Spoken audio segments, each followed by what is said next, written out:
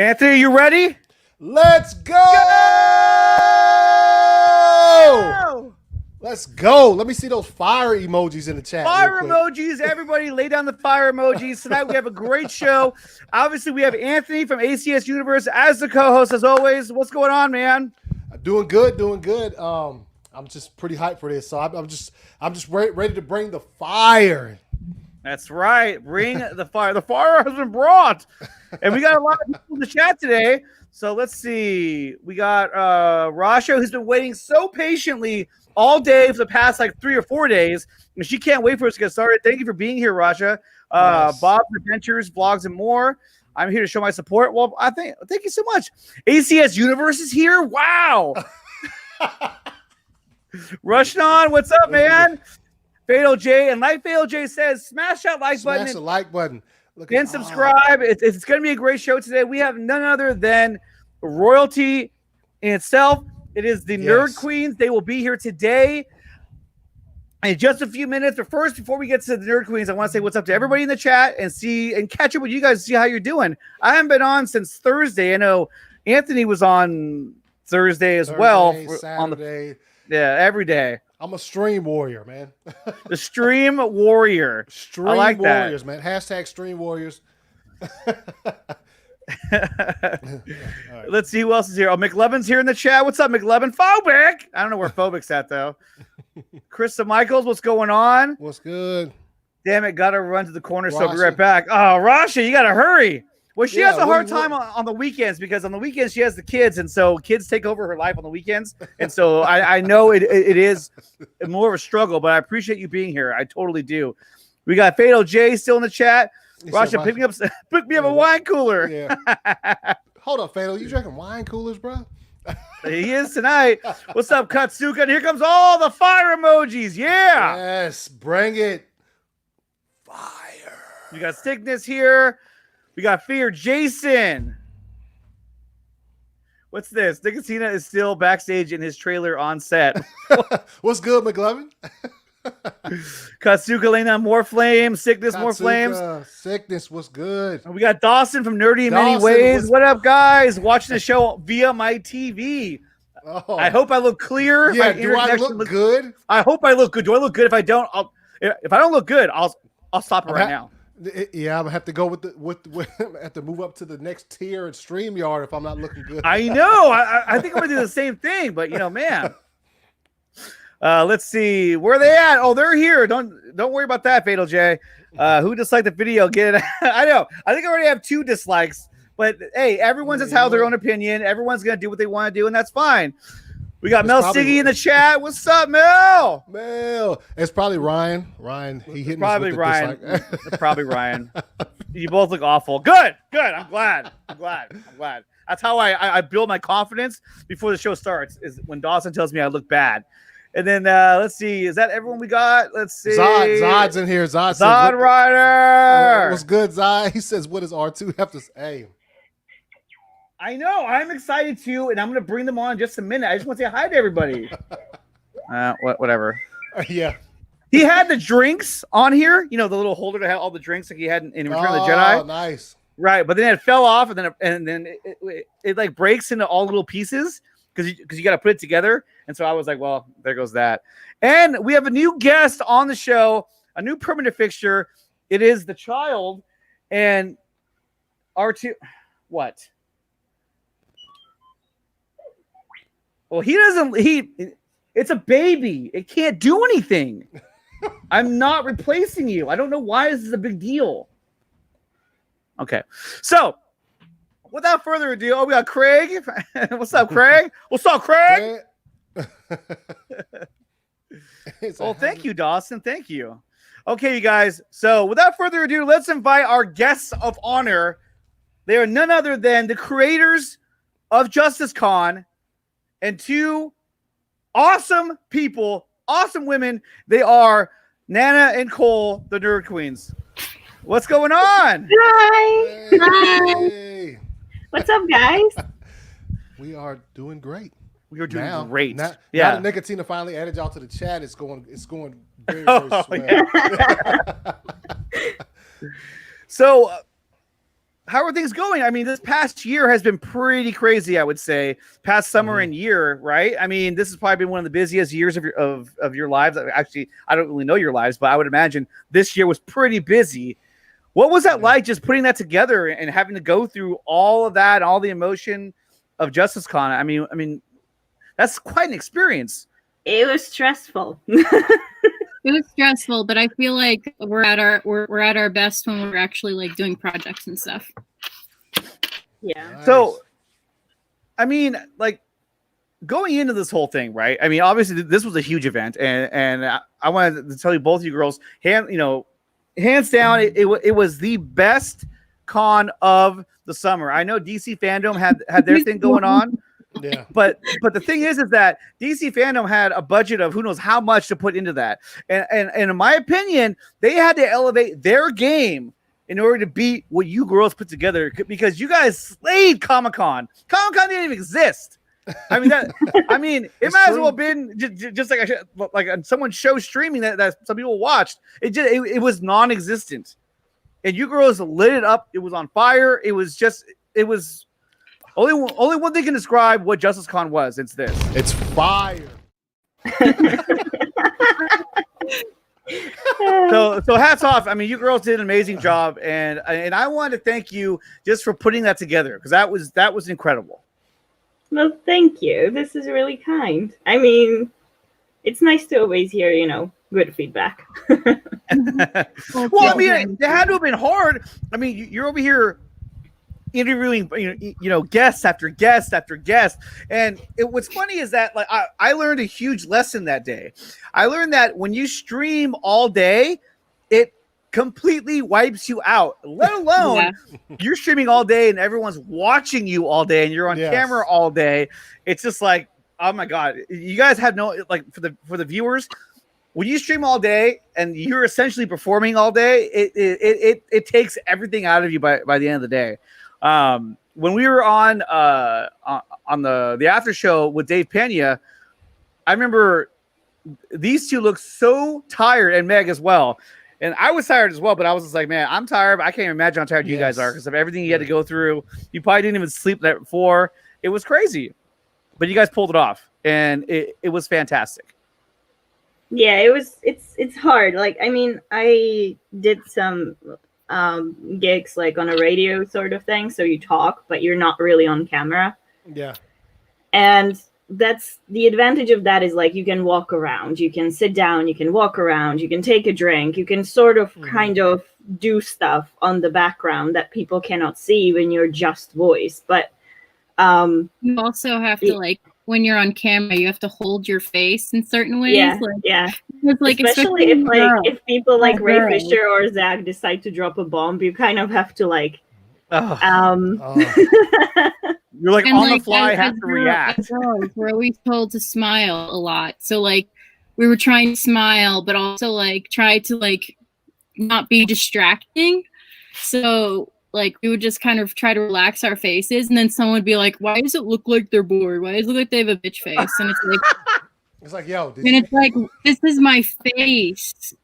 This is my face. I know. It's like at the end of the day, I was rubbing my jaw and I had a twitch. I was like, oh my god. Oh my god. I was like trying to smile the whole day.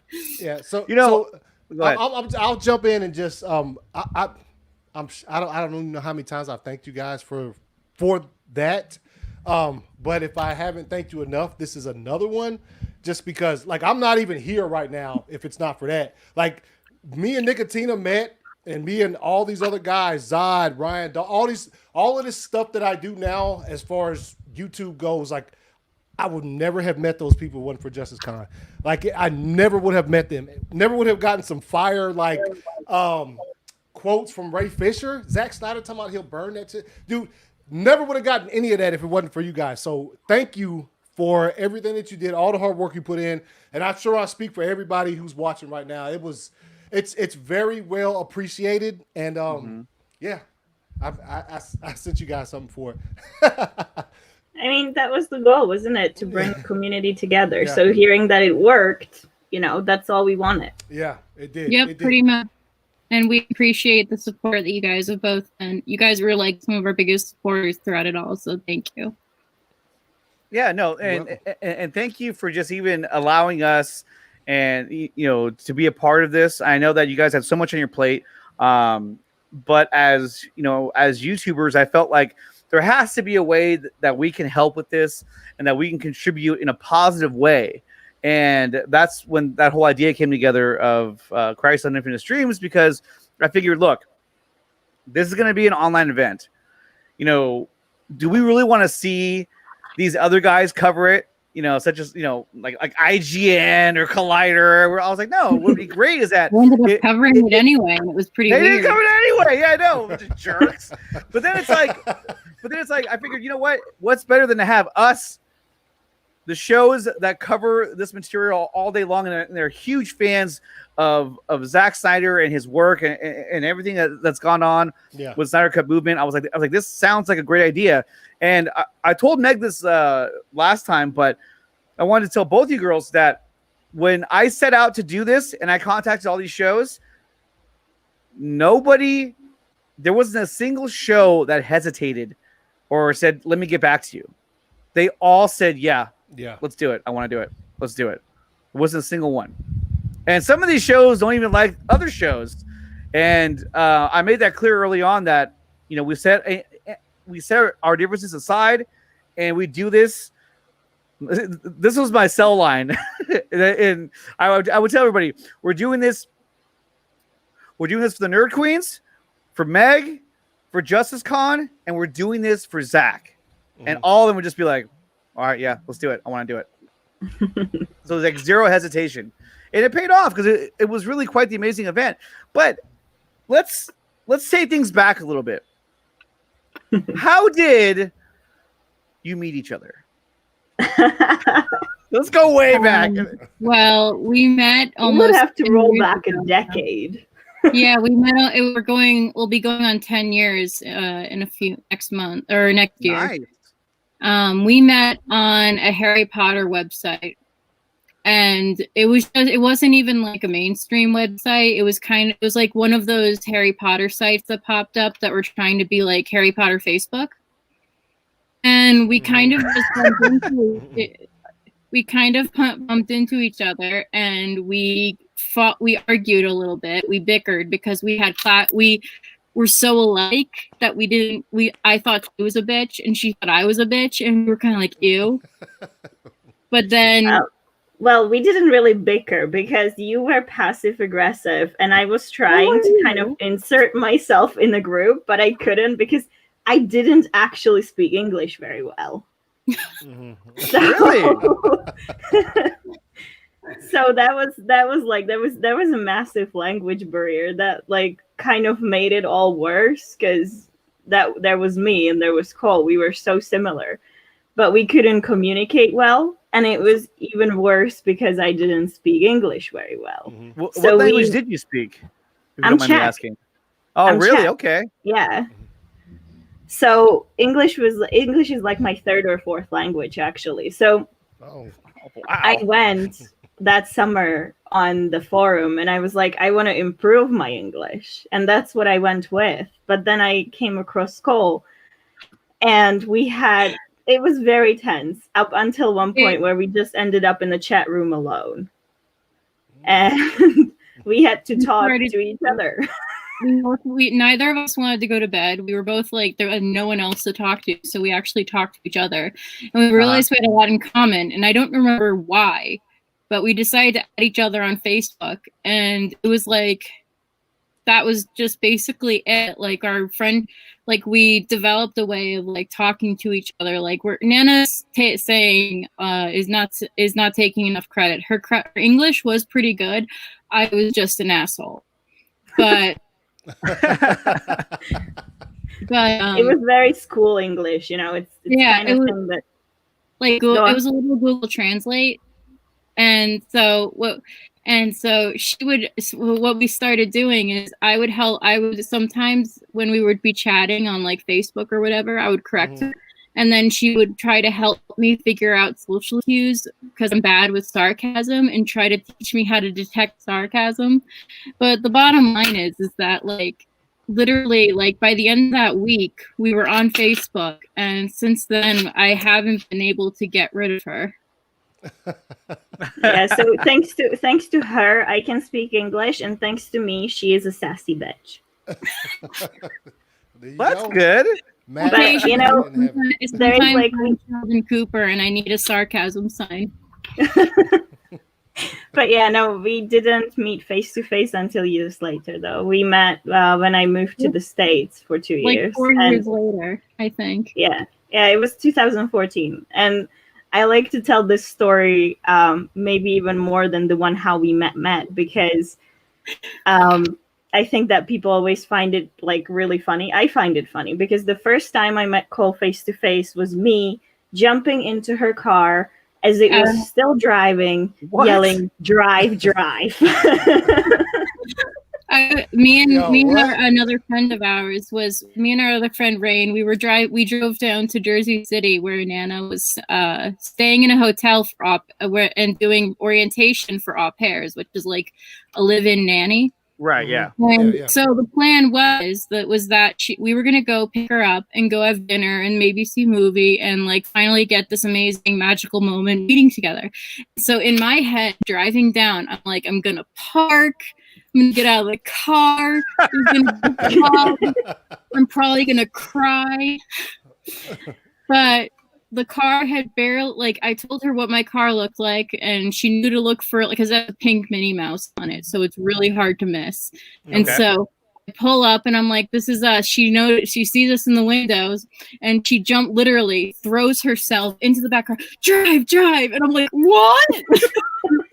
And then she waits a full like few minutes while looking sketchily over her shoulder before telling me, "Well, technically, I don't think I'm supposed to leave the hotel." So I was like, "Oh my god, what in the world?"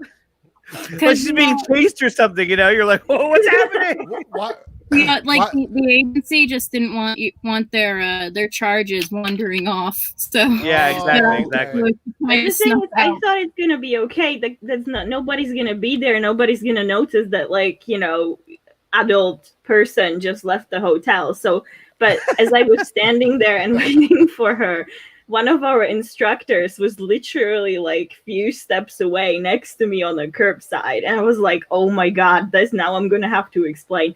Because like, I would have to say like, she's my cousin or something, stuff like that. They didn't explicitly say you can't do that, but they also didn't explicitly say you can. They would have freaked out they would have seriously freaked out if she said, "This is someone I've met online and we've never seen each other face to face." They would have bugged completely. Yeah. Really?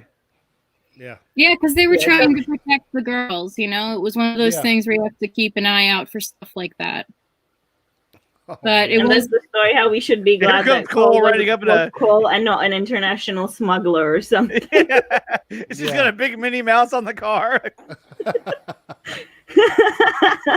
Stop! They just stole one of the girls. You know? So we all know that, you know, we're all huge fans of Zach's work. And so leading up to all of this, what would you say you love the most about the work that Zack Snyder does? Because, I mean, obviously you girls are big Harry Potter fans. You know, that's how you met each other. But then how did you guys kind of start becoming a huge Zack Snyder fans? Well, you're like, I don't even like his movies. It's her fault. I've always been a humongous DC Comics fan. I grew up on Batman. I learned to read on comics. Like, I've always loved DC the most. And so when it came to things like and then in my household, the first movie that we all saw, why is R2-D2 moving? Oh, that's R2. He's part of the show.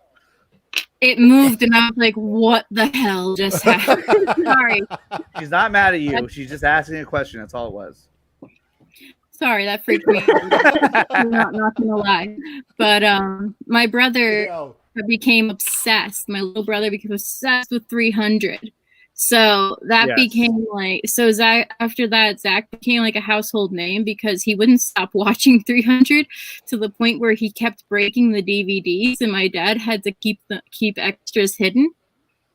Wow. Oh wow.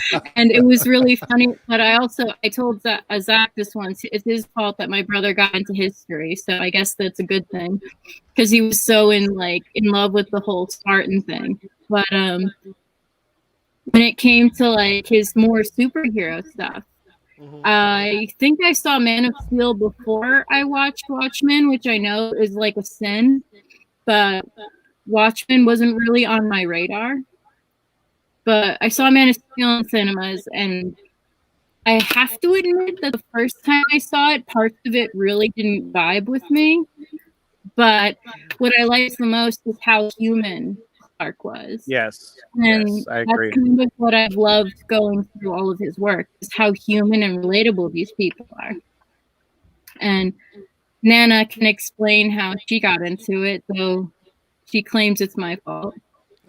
Well, I mean, most of it is your fault because I've been a jock for most of my life. I have to admit that. I didn't get into nerdy stuff until much later. When I met Cole, it was like very recently after I discovered Harry Potter, and just before that, my flatmate at uni forced me to watch Watchmen. She had to force me. I did not want to. And the way she forced me was either we watch Watchmen or we're gonna watch Lord of the Rings with the commentary. And I was like, I'm not watching Lord of the Rings with the commentary. So we had to watch Watchmen. And before you say you could have run away, I couldn't because I couldn't walk. So sitting there, I was watching The Watchmen, and I fell in love with that movie. I absolutely fell in love with that movie. That was an immediate obsession. But I didn't actually look into Zach as a director of it. I just liked the movie. And then when I moved to the States, I didn't, I wasn't keeping up with the superhero stuff at all. But then Cole, I was over at Cole's, and again, I couldn't run away because we were very sick, and she forced me to watch Man of Steel. We got food poisoning, and we spent an entire day puking. And we couldn't sleep. We were sharing my bed, and we just couldn't sleep because we were so sick. So I decided we're gonna watch a movie, and I logged into my friend's Voodoo account, and he had just bought Man of Steel, and I was like, "You have got to see this." And she was like, you know, when you're sick and you just really don't want to do anything. Yeah, you're like, I don't want to make any decisions. I don't want to do anything. Yeah. Yeah, like she was like, can't we just watch something trashy or stupid? And I was like, if we'll watch this, and then I'll show you Watchmen Extended Edition. And she was like, okay. So I actually literally, I said, I will go buy because I didn't have it yet. I'll go buy the extended edition for us to watch after this. So we have to watch Man of Steel first. And we watched it, and she like was into it the whole time. And I was like, hippie. Yeah, no, and that was pretty much it. Like that was that. Since then, since that there was like, I remember there was a moment, I think around when BVS came out, when I turned to Nana and I was like, Marvel or DC? And she's like, why the hell are you asking me that? I chose Marvel. And it was one of those moments where I was like, yeah, that's pretty stupid. Because we like Marvel, but we got a lot of issues with it. Oh yeah. I just don't think that Marvel's memorable to me.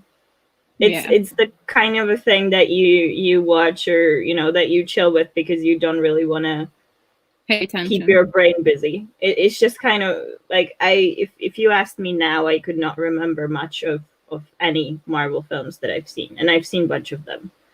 So yeah, they're definitely very different from the DC films, and I would say they don't have as many layers as Zach's films have within DCU and other DC films as well. So yeah, I can definitely understand what you're saying. I think what's that's up, what I Andre? like about his work. Phase That 1 it's- and part of Phase 2 I liked. That's about it. Yeah.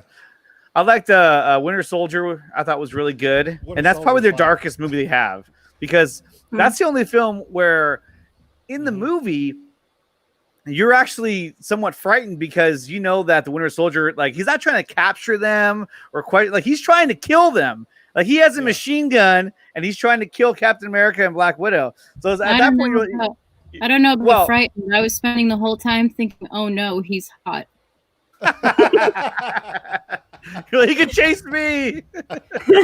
Exactly. You know, but I think that's what I like about Zach's work. What I love about it is that it's controversial, that they're like raising questions, you know, uncomfortable questions at times, but questions that you need to ask yourself when you're watching these things. It's not just a movie you go see and then you forget. It's something that you remember, something that makes you question things, you know. And it's also the way that he treats women in his films. I mean, that just stands out. And I mean, we built a lot of stuff on it over the years. I mean, Anthony over there rocking the Snyder's Amazon shirt. Hey.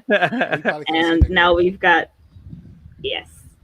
now we've got League of Mayhem as well. So it's, I think that's really important to me, how he treats women in his films. I think so too. And there's been a lot of talk about, oh, he, you know, kind of, you know, sexualizes them. I don't think so at all. If anything, he empowers women more. That is exactly. And that's like, and I think that's what pisses off people who don't like him the most, because of the fact that he empowers them and he gives them permission to do what they want with their bodies and to show off, like with Baby Doll and the other girls in Sucker Punch or the Amazons and whatnot. And it's like, these girls have spoken out saying they feel like badasses and they want to wear this, and you're trying to tell them they're oppressed. It's like, no, that's not it, honey. But that's the thing. Like, if you ask a girl, what is she imagining? If she has, like, you know, an idea of herself as a hero or in the heroic position, in a way that she's doing something empowering, no girl will tell you that she's wearing sweatpants in that idea. Ever. Yeah. No girl ever. Like no girl's really gonna say, I am literally dressed like a nun. Can't see a single shred of my flesh but my face. It's just like if you ask a girl what's an empowering outfit to her, what does she imagine herself wearing if she was, you know, a superhero, or if she was going to a fight? It's definitely not going to be exactly just like Wonder Woman or Batgirl. So, or any of those. Look, that argument is. I find it like it's good thing I've like not seen, or I guess I probably steer away from it.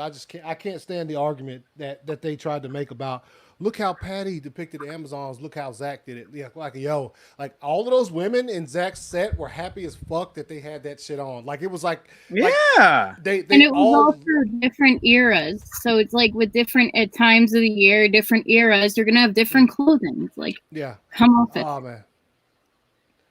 It's ridiculous, but that's my computer. Here we go. My computer was like freaking out there for a second.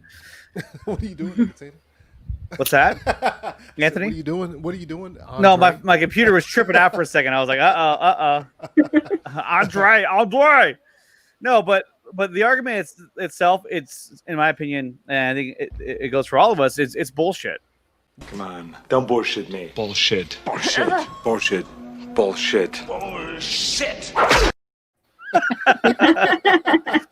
So I had a question here from I have a question from the viewers. It's from Andrew Casali. He writes, a favorite person to talk to, Ray Porter, Ray Fisher, or Zack Snyder? Oh my god. That's a loaded question. Such a Sophie's choice. It's like I love them all. I can't choose one really. Yeah, that's like no, that's too cruel. It was honestly so much fun to get a chance to sit down with like all three of them. I like all of our guests, but there's no way. I mean, look, like Ray Porter, Ray Fisher, Zach, they're all such amazing people, and it's really, really amazing. Like whenever whenever we get an opportunity to talk to them, it's just, it's, first of all, it's an honor because obviously that shows that these people trust you to a degree to speak to you like this. Yeah. And second of all, it's just, people that Zach surrounds himself with, they're really, really good people. Exactly. That's all I can tell to that. And it's just, it's really, I don't think I could choose. They're all amazing. And the work that he's done in the DCEU, I think, is incredible. And to me, it's better than anything that Marvel's ever put out. And that's no knock against Marvel. They've done some incredible movies, but his movies are, in my opinion, some of the best I've ever seen. They have so much more emotion. There's so much more intensity, but there's so much more to it in general. I mean, just looking at some of these clips that he's put together are quite incredible. So let's take one look at this.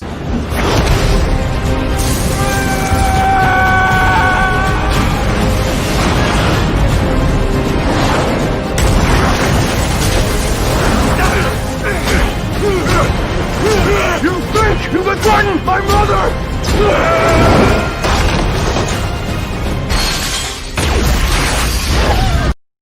And then there was this one.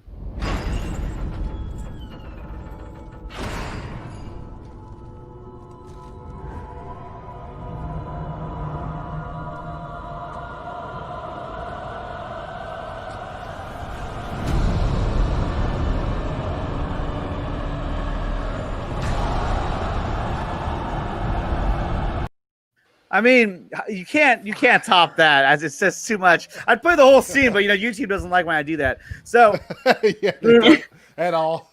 at all. No. There we go. There's some fire. Let's see some more fire emojis, everybody. Come on, drop the fire. Emojis in the chat. Let's go.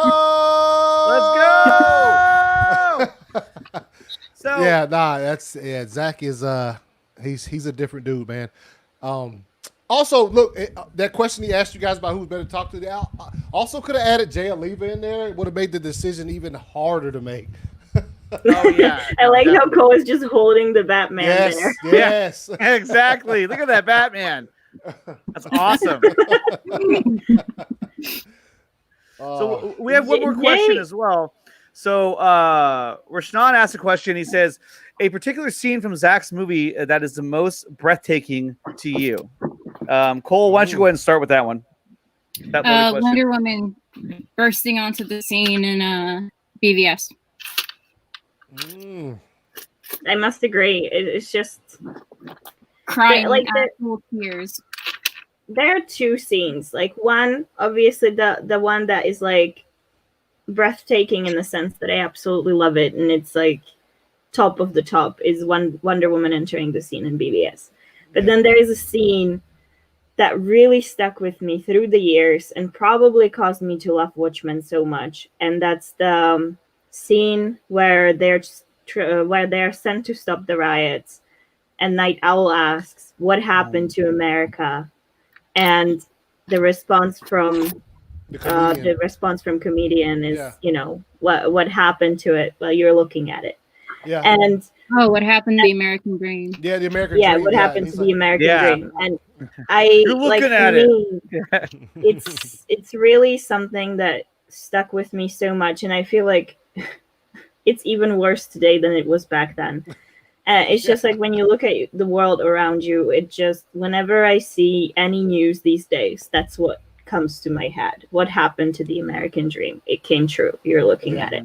And it's not just America, it's everywhere, in my own opinion. Yeah. So that scene is just stuck in my head, I think, forever. Yeah, no, it really is. It's such a powerful scene in that movie. It's funny you bring that up because that's actually my favorite scene of the entire movie. I love Watchmen. Don't get me wrong. There's so many amazing scenes in that movie, but that scene in general, it just, I don't know what it is. It's the way that the scene is put together, the score in that scene, using Casey in the Sunshine Band's Boogeyman song. It was just so perfect. Yes. It was very, there was just so much emotion on the background, so much unspoken stuff too, and I think that's what Zach does super well. It's just he puts things in his frames that are not just words. You can feel it. It sticks with you. Exactly, and it was a very raw scene too. I mean, the comedian was doing stuff that you don't see superheroes normally do, and because in this world they're human beings as well, and I think that was hard for a lot of people to understand. When I went and saw it first, the first time I saw it, I knew nothing about Watchmen. So my buddy had read the whole series. He's like, yeah. He's like, they don't have powers. I was like, they don't? He's like, no, only Dr. Manhattan has powers. And I was like, wait a minute, what? So now I had to read the whole thing before I went and saw it. And then I had a better understanding of, what it was all about. But no, it was such a good movie. Whoa. Anthony, what'd you think about it? About Watchmen? Yeah. Yeah, dude, Watchmen is fire. Luckily, I saw Watchmen. Yeah, it's my first deployment, somebody gave me the book like when we were almost done with it, because it came out like in theaters like a month after I got home from my first deployment. So they give me this. They say, "Hey, dude, have you ever read Watchmen?" The graphic. I was like, I know who some of the characters are, but no, he's like, dude, read it. So I read this thing and I was like, yo, this is fire. And then like I saw the trailer. The trailer popped up. And it was so comic book accurate. I was like losing my mind about it. Like, yo, like it's just almost shot for shot with the book. So obviously the Black Freighter stuff, they kept out unless you get like the director's cut or whatever, like the full on thing. But no, I saw it in theaters and I was fully satisfied with it. I mean, there's the big change at the end with the explosion instead of the creature that they went with in the HBO series. But yeah, Watchmen is. And it's got the best intro of any movie I've ever seen in my entire fucking life. Yeah. It was really good. To be fair, the HBO series actually is set up very much as if it takes place after the Watchmen movie. Definitely. Yeah, like the way that it was framed was totally as if they were literally moving on from Zach's film and considering it canon. Like that's what I took from it. Yeah. No, definitely. Oh, this series is fire, man. I love it. And if they do another one, I'll be pissed because it ended too perfectly for them to like make another season of that. So that's just my 2 cents on another season of Watchmen. And so, Jesse Allen says, HBO Max fandom. We'll see. We'll see if that comes out. Now, next question I wanted to ask you girls, and this is a really hard one, but I thought I'd ask it anyway. What was your first impression of Justice League? Why did you say that name?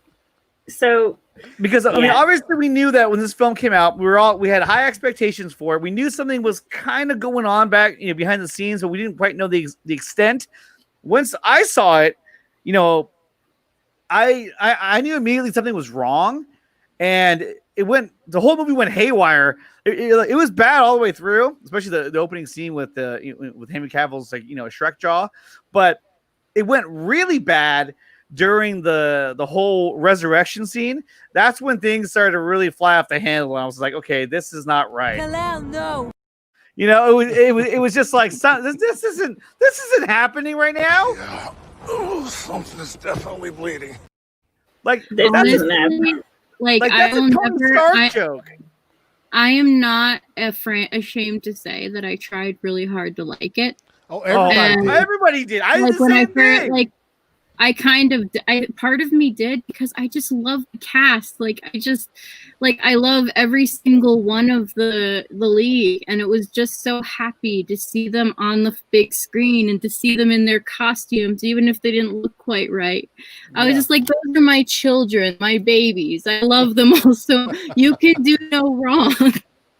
But of course, there were a lot of red flags, like the Wonder Woman chest scene and a lot of other things. But it was like I feel like, because it was late at night for me. So my job after we got out of the cinema was to drive my brothers and I home because the boys had school in the morning.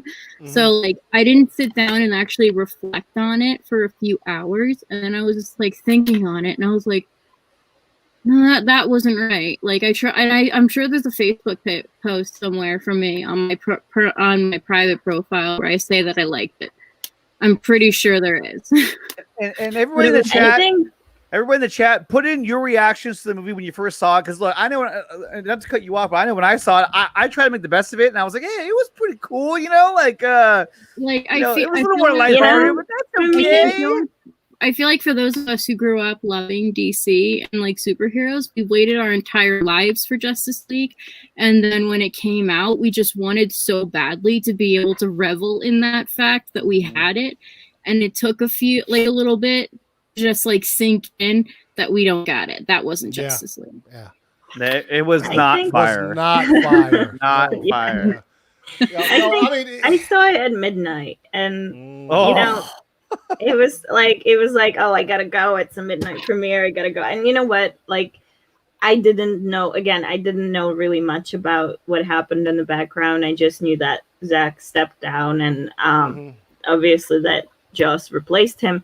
But I didn't really know much other stuff, and I'm not. At least I wasn't active on social media either. So having, you know, I kind of didn't have the info.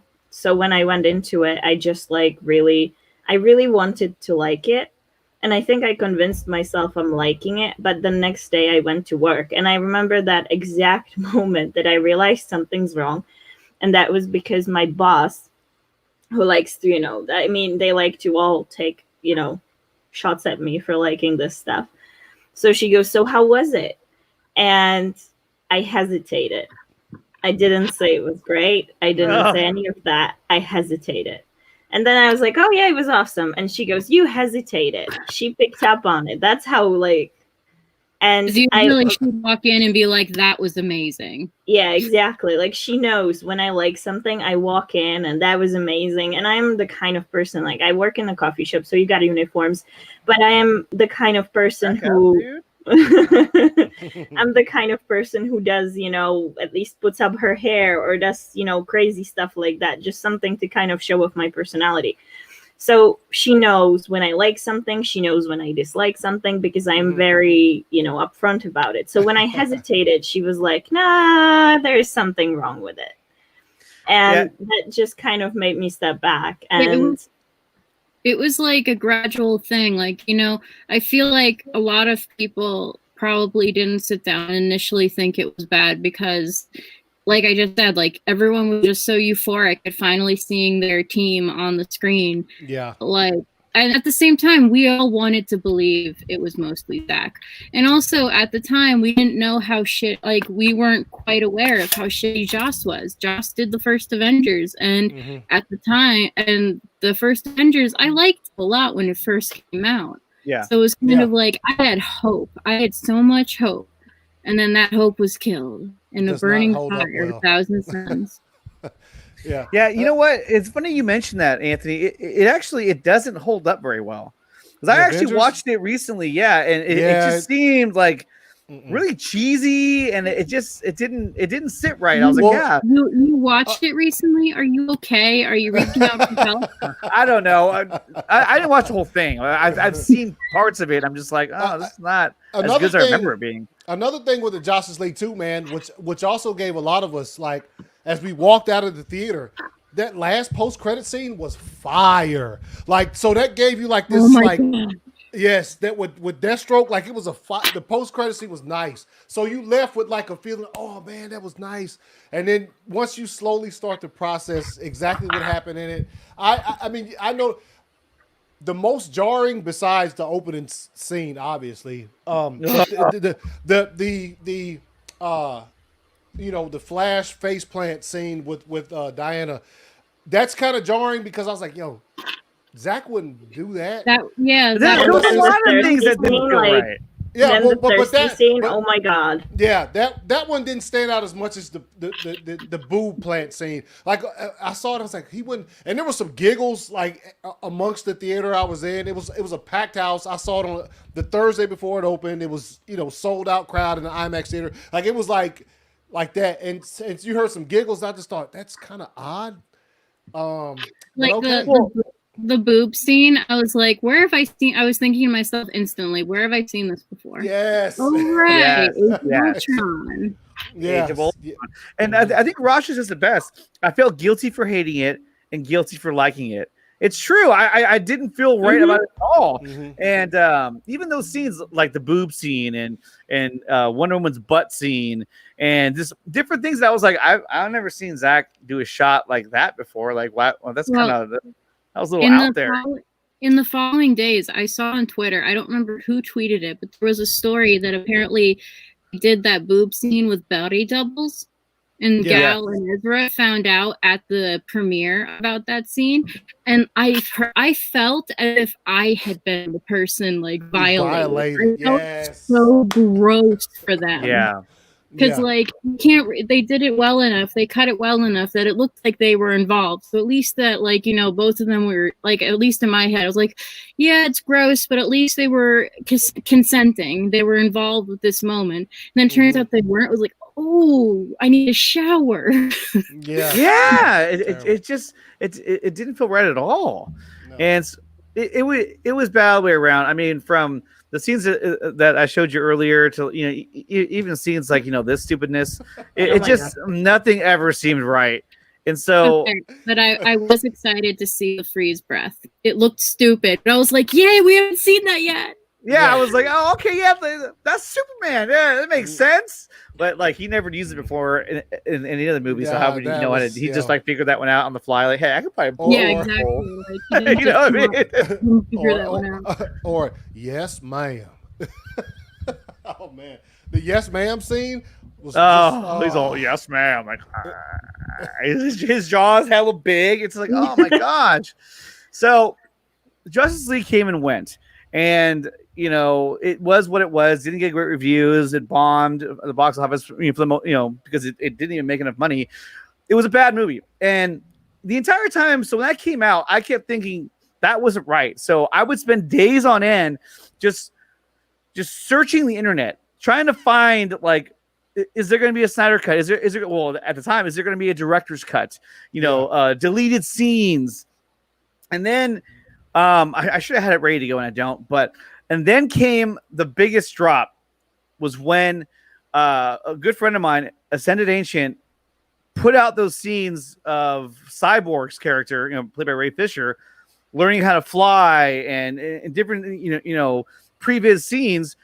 And then you knew that there was more to it, which that in turn kind of gave birth to the hashtag of release the Snyder Cut. So when that all started up and the whole movement started to kind of build up its, started to kind of ramp up. What inspired the two of you to want to join in on this movement? Like to make it into a movement, to do everything you could for it. Like, what was your inspiration when you first learned of it? Starting out, I got involved on my personal Twitter. That's usually the only place I would tweet. Because at the time, we had a YouTube. We called it the Slytherin Sisters, but it was just for our vacation blogs. Mm-hmm. And around the February after Justice League, we had started considering doing more than just vlogs and stuff. So we made the Nerd Queens, and that's when we made a Twitter. And I was looking for people to follow, so I went over to my personal account, and it turned out I'd been following people like Fiona and Nick, and like a lot of these people who were in the movement for a while, and we weren't really involved yet, but the more we learned, the more we got involved. And Nana wasn't really big on social media at the time. She was really busy with work. So I would tell her, and I would tell her the story. And when I finally got the whole story, with everything that happened to Zach and Debbie and everything, and I went to Nana and I was like, this is what really happened. And we were both just blown away. And I remember we talked well into the night about it. And I just started, I told her I'm on Nerd Queens, I'm going to start tweeting more about it. And she was like, okay. And I was like, maybe we can do a video eventually. And we were planning to, but life got in the way. We didn't really dive straight into the movement full on until we got recruited by TPZ to do an event on San Diego Comic-Con. Then we kind of, instead of just easing into the movement, we kind of dove in head first without devices. And that's the best way, right? Just go right into it. It's been literally nonstop since that summer. Yeah. I don't Like think up we've until stopped. then, we like It's always been like new projects, new ideas. What can we do now? What can we do next? Ever since then. Well, we have so many questions in the chat right now. Pop 'em up. BBS or Man of Steel? That's not a fair question. BBS. BBS. Yeah, BBS. As much as I love Man of Steel. And then I don't know why. I guess because he's in the background. Do you girls like Baby Yoda? Yeah. Oh yeah, I got a plush one on the bed over there. Oh yeah. Yeah, so do I. From her. Nickatina, I think I got that same Amongst one. about 11 unicorns, but let's not get into that. He doesn't like Baby Yoda. I don't know why. Why is it? Hey, the Nickatina, did yours come in this pod? Like with the rest of, Okay, fine. with the rest of like that? No, mine Oh, came guys, with so cute. mine came with a frog and a little bowl. and, that was a- and it came with this too. He does Let me like get it. frogs. And it came with this too. This is like the It's the knob handle. from the Yeah, shift. it- Yeah. it came with that too, but he can't really hold it unless I force it into his hand. But the only thing about this one is that it's very top heavy. So like if I were to nudge it, I don't know. I don't know which way he's gonna go. Like, So if he That's just pretty cool, though. randomly falls over like If you mid let show, if you let the child fall over, we're gonna have some problems, Nickatina. yeah, the stream's gonna get taken down by YouTube. So This is the way. so then, as time went on, you guys started going to Comic-Con, and I know that you guys. I think the first one you went to was it Comic-Con 2016? Mm-hmm. Wow. And You remembered that. well, we talked earlier, so Yeah. so yeah, Nickatina's secrets. I researched the Right heck off out the of it. bag. So I but- barely remember that. I was gonna take it like, yeah, I did. No, but so that was the Comic-Con in which you girls first went to, right? And what was that like? So It was insane. it's the thing is like for us, I moved to the States in 2014 in the summer. So obviously 2014 was off the charts. Like that was not going to happen. But we were like, we want to go to San Diego Comic-Con. It's like the bucket list thing that you want to do, especially if you like Comic-Cons and you like travel. So it was like, yeah, we want to do this. But then we completely missed out the ticket sale. Like we had no idea what we were doing. So we completely missed it. And then it was like about a week before Comic-Con 2015. And we were like, we really want to go and we're not going. By the way, I'm still regretting not being there, but that's off the thing. So we were like, okay, we got to go next year. So we started researching because I don't know how many people here know, but getting tickets for Comic-Con is actually not easy. And the first year we were doing it, I remember we were getting on the sale and I was working. I was like driving a car and I was on the phone with Cole as she was in the sale and she got through and got us the tickets. And I had to pull over because I didn't actually believe it. I didn't believe that we would get tickets. It was really funny. I was in the family room downstairs because like I wanted to be in the center of the house because that's where the reception, even though and I said to my dad, I was like, just in case, can you back us up if our credit cards get denied or something, or whatever? He was like, okay, I got your back, And then it happened, and I screamed, and she's driving, and she's on the phone with me, and I realized I just screamed while she's driving, and I'm like, don't go off the road, but we're in. And this is like this was she probably had almost a heart attack over that because I was always like with the kids I was like no screaming in the car. Yeah. Like I would genuinely pull over whenever kids started screaming in the car, so she knew that I am like this, like there is no screaming in the car. It's like I screamed in your car. But anyway, so we got tickets and then we nearly still didn't go because we found out that it's quite expensive to also get an accommodation and flights. Yeah, but that's yeah. So we We made got it work. there and it's like when Alice enters the Wonderland. It's just like there's so much and we fell in love with the convention immediately. But we weren't sure if we were coming back until we did Hall H. And that year it was the first year It was No, I the was first. thinking at the end of Hall H, literally at the end of Hall H, we were completely wasted with exhaustion. And I turned to her and I said, "We're doing this again, right?" And she said, "Oh yeah." Oh yeah. It was the year that they had the first trailer for Wonder Woman. It was the year that Oh, they that's had cool. the first trailer for Justice League, and it was like Yes.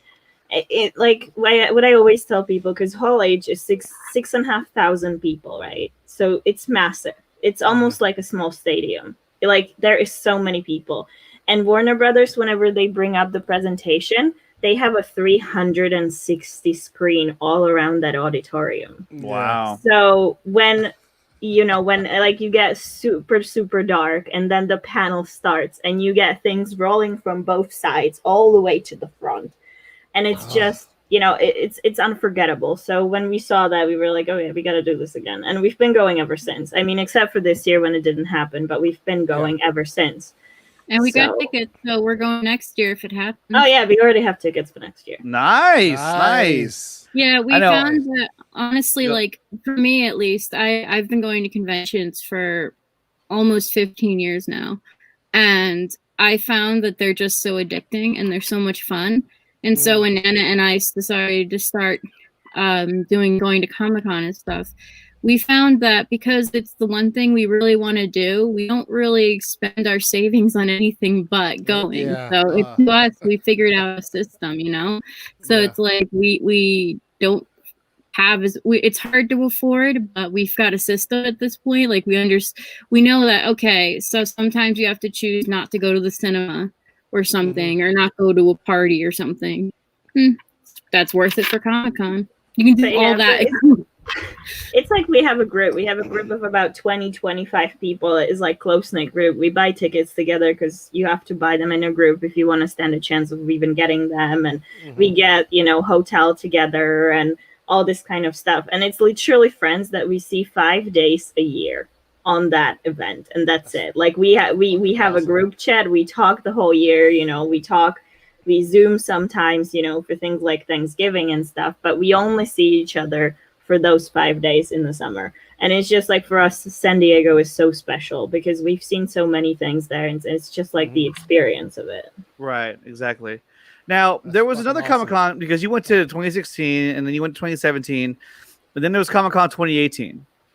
Now, this was the one where I want to say you girls made your biggest mark, because, and I could be wrong. Now, this was the one where you gave Ray Fisher the shirt. We didn't give it to Ray Fisher. We inspired it by Ray. Oh, really? No, Yeah. Ray inspired the shirt. So in 2017, not 2018. Okay. Oh, yeah. Right, Nana? Worded it wrong. Well, Ray had it in 2017. 2017 on that Justice League panel, on that infamous okay. Justice League panel where he came in. He had a Borg Life shirt, then he tore it. There was like Hard yes, which at the time nobody really knew was quite a statement. But we got inspired. Well, not us really. It was TPZ who got inspired at the time. And I think that's like better Cole says this story because I wasn't there. I was on a plane.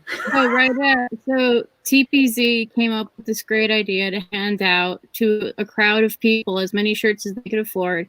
I Heart CS shirts because the information that Zach had lost his daughter and everything that happened had come out.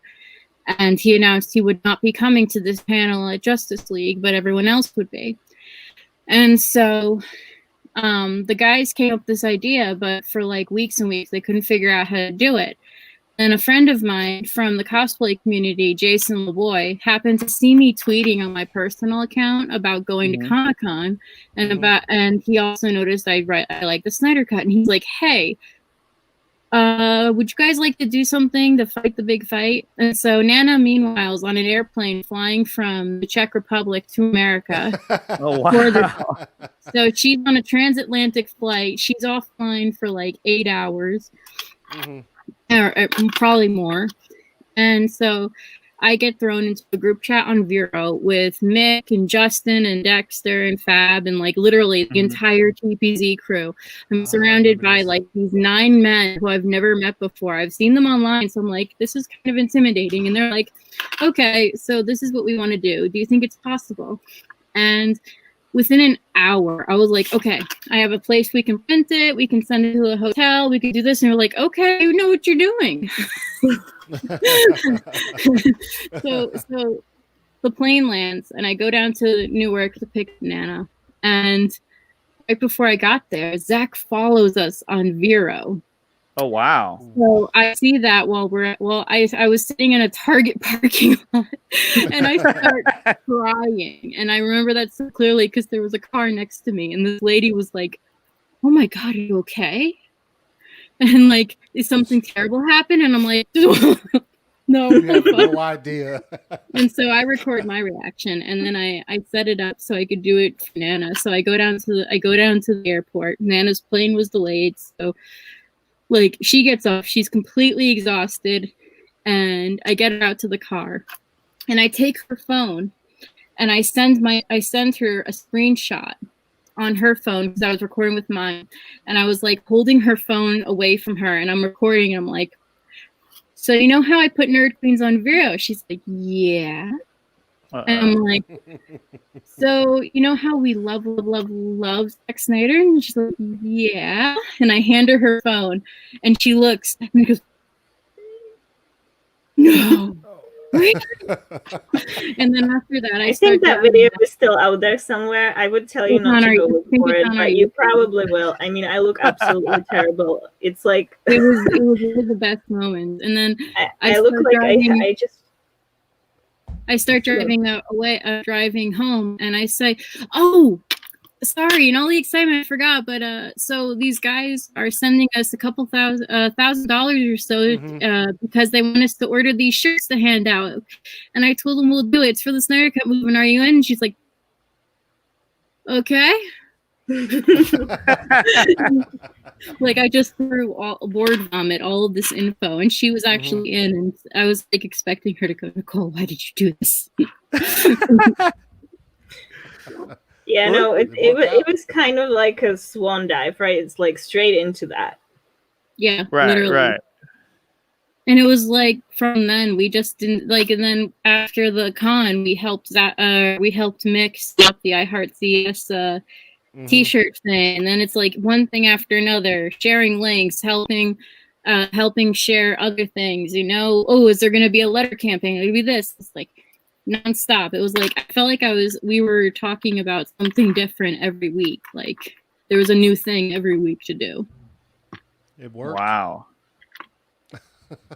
So going from from 2018, and then came the next big event, which was when SnyderCon happened, and we got to hear a little bit about the Snyder Cut movie when he talked about the whole time travel aspect and everything else. I mean, that was pretty mind blowing in itself. Anthony, when you saw the video from SnyderCon, what was your first reaction when you saw about the Lois dying and all the time traveling and you already know my opinion of that video is. Anyway, yeah, I saw it and I was like, yo, what? And it was just like the crowd's reaction is what gets me every time from that SnyderCon thing. It's just as soon as he says, yeah, so, and plus they had to, they had to make the jump before Darkseid boom tunes into the Batcave and kills Lois and murders Lois. And he's like, so anyway, the crowd's going fucking bananas at that point in time because they just got, he threw that out there. He's like, anyway, and everyone's like, what? Everyone's like, you can't just say that. Yes, and that one, he just said it, like it's no big deal. That entire thing was when he the first time he put that out there, I could not get off work to go upset about it. But then after I saw like what took place there, I was even probably 1,000 times more upset about that. Even the when he's talking about, he's like, did you see that Batman just killed a guy? And he's like, yo, wake the fuck up. It's fire. Everything, that dude is just, I don't know. I don't know what else to say about him, but I wish I was there. And the video where he described that entire time travel thing and the dude in the background was like, that's awesome. It's just, it's a great video. I love it. It was so incredible. Nana and I were on FaceTime watching it together because we couldn't go. So we were watching it from our respective homes. I remember we kind of freaked out, but then we were trying to we both were telling each other to shut up because he kept talking. And then afterwards we were like, oh my God. Yeah. I remember like when Zach posted about doing it, I was like, oh my God, if you posted it 2 weeks earlier, I would have made it happen. But flying from the UK on a 3-week notice was just not doable. And I was so crushed. I just wanted to go so much. But basically what happened after that, we were texting with the guys, and what was really nice is that Mick and North, they went and had Zach send us a message from there, which was super nice. Q crying, not ashamed to say there was crying. He was like, girls, hi. He's like, hey, Nerd Queens, I miss you seeing you here. We're like, oh my gosh, that must have been awesome. I would have probably been fucking crying. I'd been like, it's still on my phone in the favorites. Whenever you got like that movie or something, look at that. Yeah, it was literally a 10-second video, and it was like the greatest gift they could have given us. Yeah, and the stuff they did afterwards too, the signings, and shouts out Dave Avery. Y'all, we all know Dave. I love his video because he missed the shirts they gave out, the Stone Quarry shirts that they gave out to the guys. Like, he missed it because his flight got delayed or something. So like he gets handed a shirt in front of everybody, like in the audience. Oh, like, yeah. I love that video, especially because Zach recognized him. It's like, he was way up there. It wasn't like he was right in the front. Yeah. Like, that was how do you awesome. process that? He looked at him and recognized him. It was like, you. And, and I'm like, there you are. I was like, Dave, I remember telling Dave at one point that I was impressed he actually moved, because I would have been like, huh? Yeah. He actually stood up and like, I tell him all the time, because normally sometimes when he jumps on with me, he doesn't have his video up, so he'll just have this one picture of him. Him and Zach arm over. I was like, yo, I'm so jealous. Yeah, we know the one. Yeah. So, after all this time, the movement was going down. November 17th had come and gone. The hashtag was trending. It was a huge victory for everybody. And in my opinion, the entire fandom had never been stronger. And to this day, I think it's stronger than it's ever been. Now, then came a huge announcement that came on Ohio Dave's channel after a watch party, and that announcement was JusticeCon. Yeah. Which took the fandom by storm. I mean, this was just one of the greatest events ever put together by fans, and it could have been put together by the three wonderful people, as in Cole, Nana, and Meg. Although Meg says it was more YouTube, but still. That's not true. She always gets the credit to you guys. She goes, it was more Cole and Nana than me. I was like, no, you're just being modest. Meg is our technological genius. We had no idea what we were doing with streaming, so she did all of the tech. Yeah. I asked her about it. She's also responsible for the name. So, like, no chance that Meg was just the third wheel. Not a chance. We couldn't have done it without her. So, the next question that relates to JusticeCon is what inspired JusticeCon? What gave you the idea to say, hey, let's do this? Well, so after we helped out with Project Comic-Con the year prior, we ended up starting to plan. We started planning, I think, in September of the year. September. I forget the year. It was 2019. Yeah. And we started planning for the next Comic-Con. And so we spent a few months brainstorming, and then we were reaching out to different sponsors and stuff. We were doing all this logistics. And then by January, we had an idea of what we wanted to do. And we wanted to do a screening. So like a mini SnyderCon down at San Diego Comic-Con, like get a space, have a party, type thing. Like a lot of fan groups do that. So we were like, we can do this. And so we were doing our homework and all that.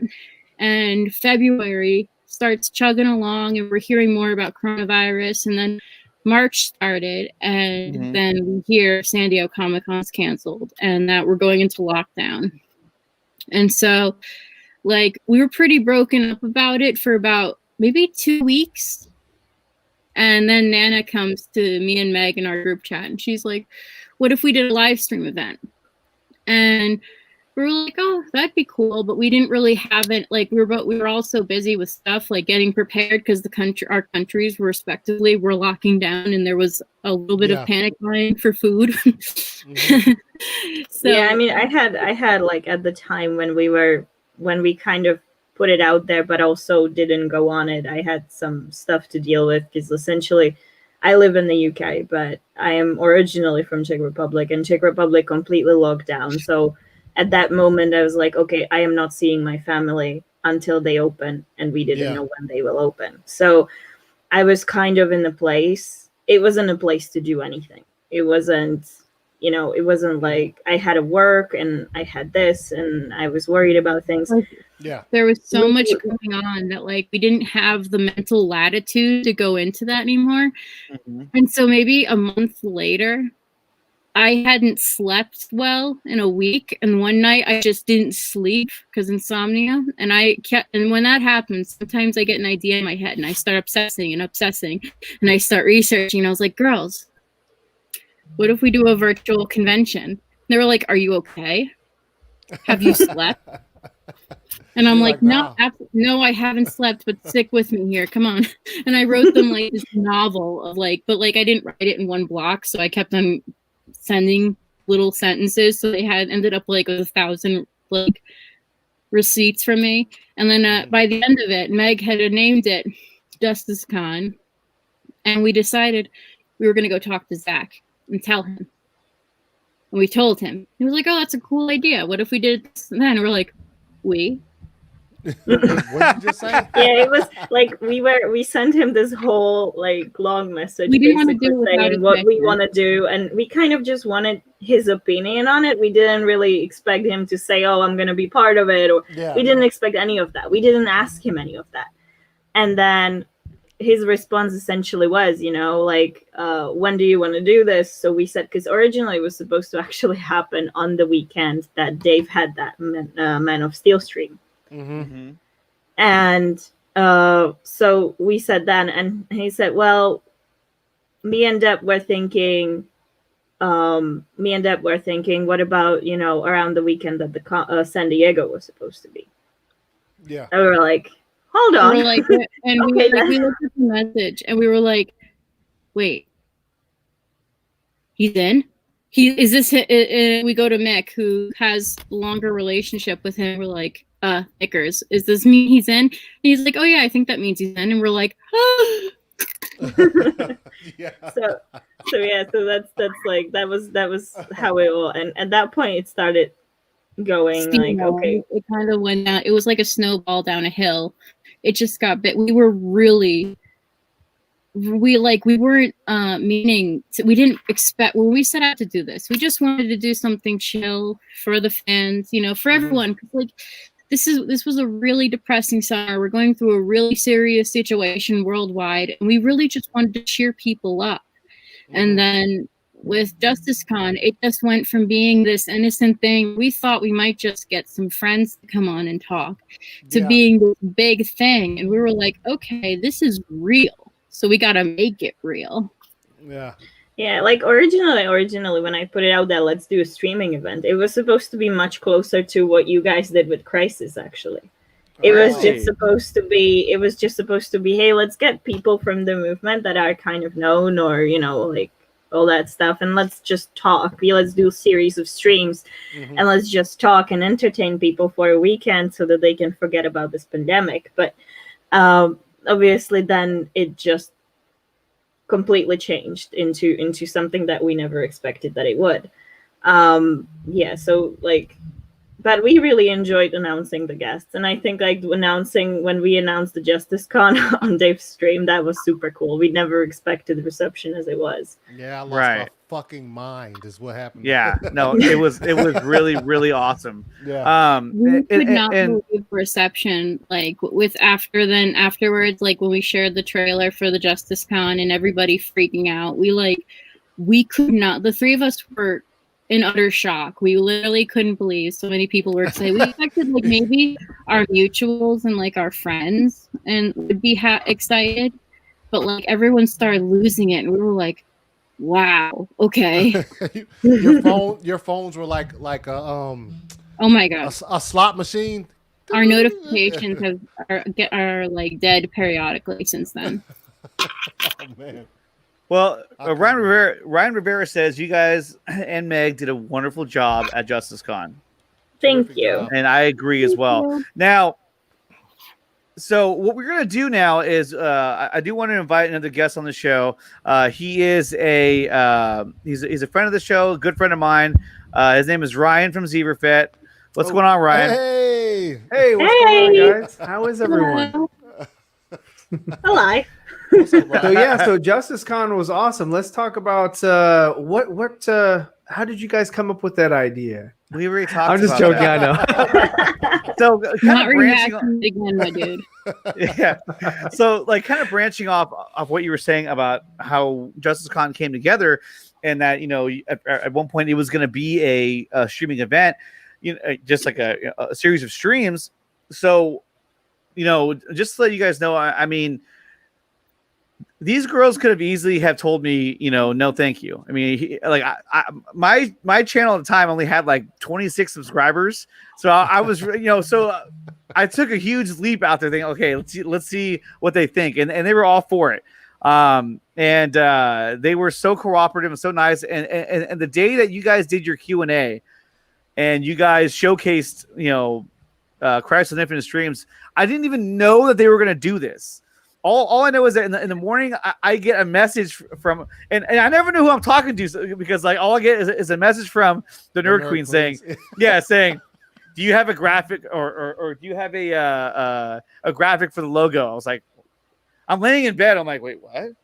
I'm like, yeah, sure. Like, oh, I gotta do that now.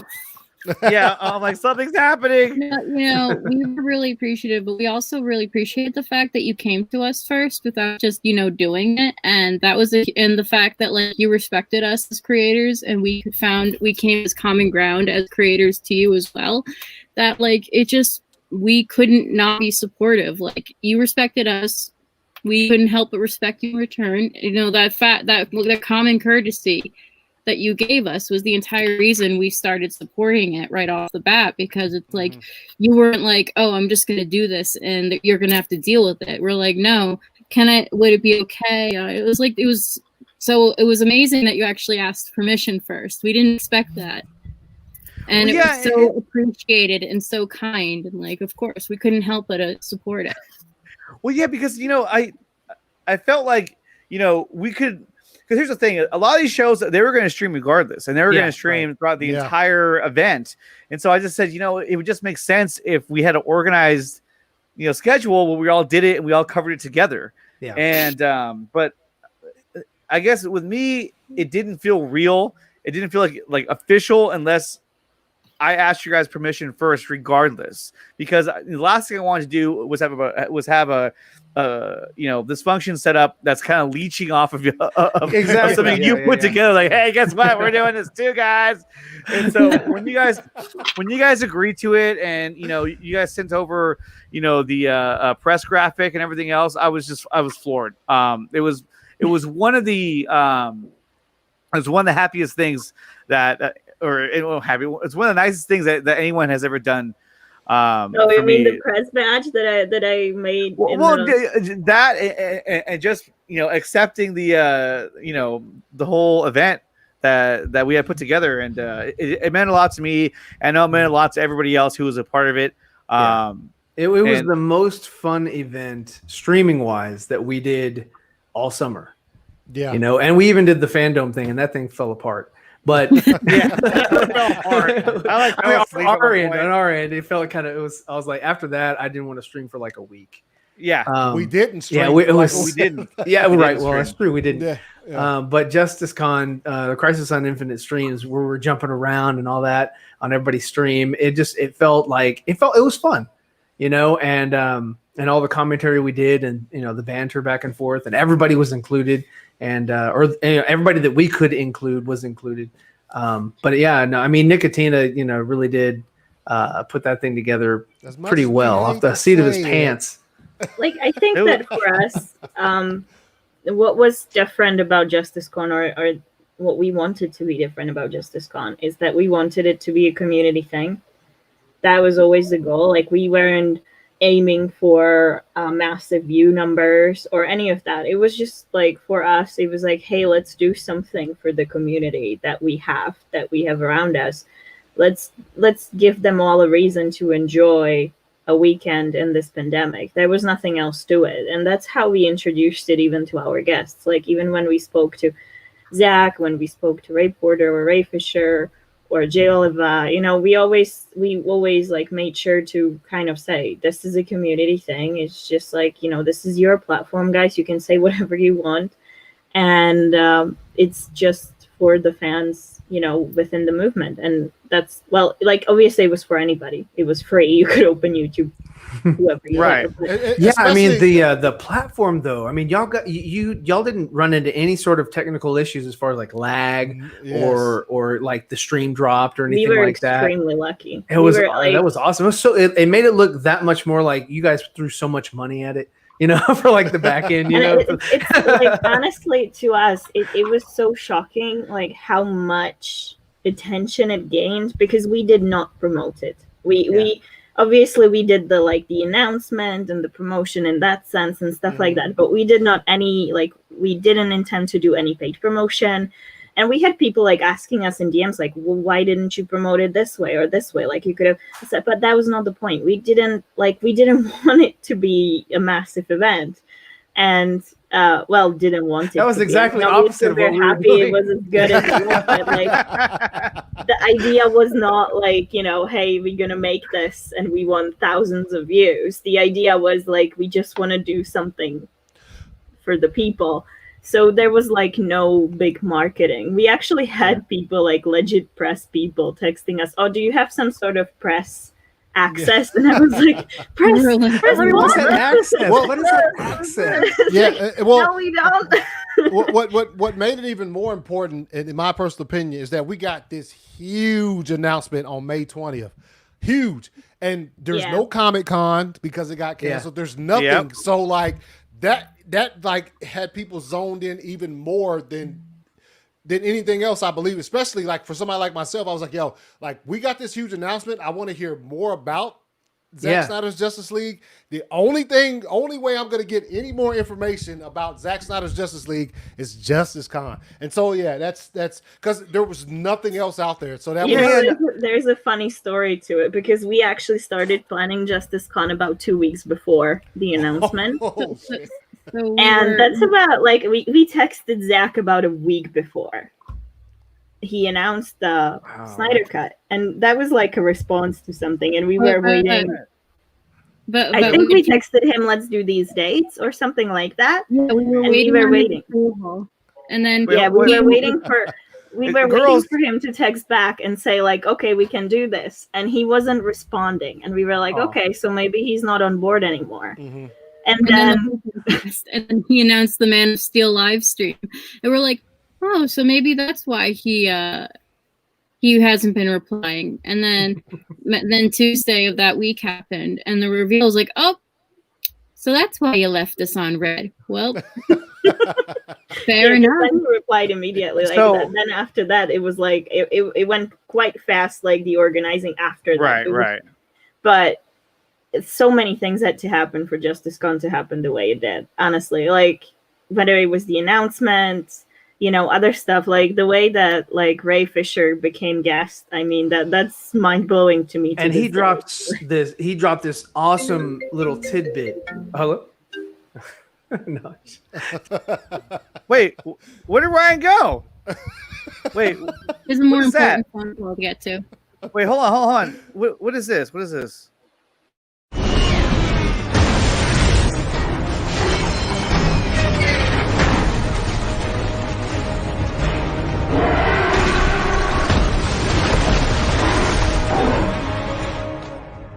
Oh, shit.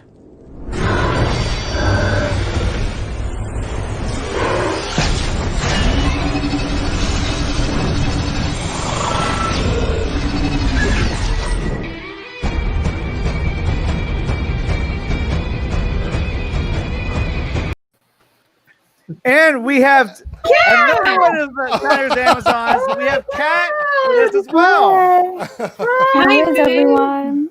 Hey. And we have So one good more to coming see on. y'all. We have Danny trying to join us as well, but she's having a little bit of internet issues, so she will be my with us shortly as God, my well. sister. So what's going on, Kat? Thank you for being here. Oh, thank you for having me. Of I wanted course. to, it was a good way to surprise the girls. I know. And Meg was going to be here as well, but she has to work. And so she said that she couldn't make it in time.